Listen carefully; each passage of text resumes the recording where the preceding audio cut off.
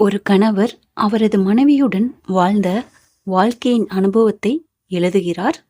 75 வயதில் ஆதரவு இன்றி நிக்குது மனசு.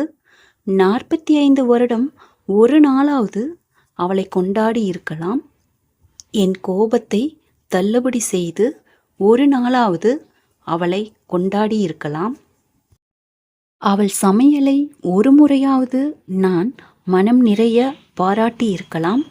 ஒரு நாளாவது நான் சமையல் செய்து அவளுக்கு ஊட்டி இருக்கலாம். ஒரு நாளாவது அவளுக்கு பதில் நான் அவளது துணியையும் சேர்த்து துவைத்து இருக்கலாம்.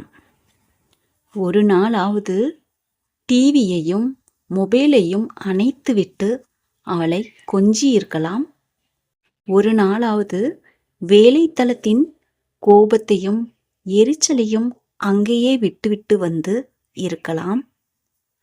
ஒரு நாளாவது என் விடுமுறை நாட்களில் அவளை சினிமாவுக்கு அழைத்து சென்று இருக்கலாம். ஊர் ஊராய் சுற்றி அவளை உற்சாகப்படுத்தி இருக்கலாம். அவள் விரும்பி கேட்காத போதும் ஒரு புடவை வாங்கி கொடுத்து இருக்கலாம்.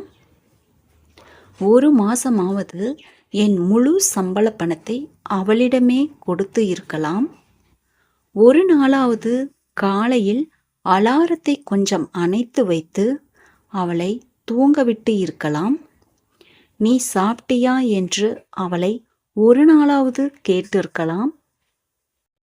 நீயும் வா என்னுடன் வந்து சாப்பிடு என்று ஒரு நாளாவது சொல்லி இருக்கலாம்.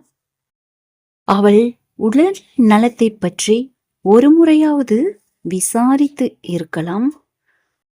அவள் தன்னை கவனிப்பதை விடுத்து பிள்ளைகளை மட்டும் கவனிப்பதைக் கண்டு நான் கொஞ்சம் அவளை கவனித்து இருக்கலாம்.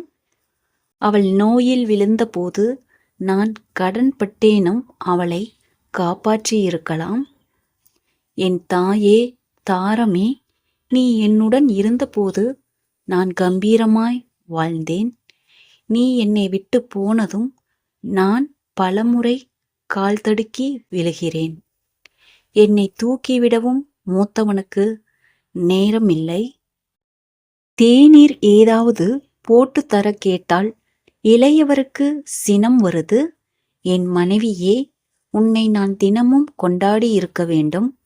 நான் தவறுகள் இழைத்ததற்கு என்னை நீ மன்னித்து விடு. ஒரு முழ பூவாது ஒரு நாளாவது உனக்கு வாங்கி தராதவன் நான். மூச்சு இழந்த உன் புகைப்படத்துக்கு தினம் தினம் மாலையிட்டு உன்னிடம் மன்னிப்பு கேட்கிறேன். மனைவியே, என்னை மன்னித்து விடு. மீண்டும் ஒரு பிறப்பு இருக்கும் என்றால் நீயே என் மனைவியாய் வந்துவிடு. நான் உன்னை கொண்டாட வேண்டும். 75 வயதில் இந்த நிலை யாருக்கும் வராமல் இருக்க உங்கள் மனைவியை தினமும் நீங்கள் நேசியுங்கள். வாழ்க்கை வசந்தமாகும்.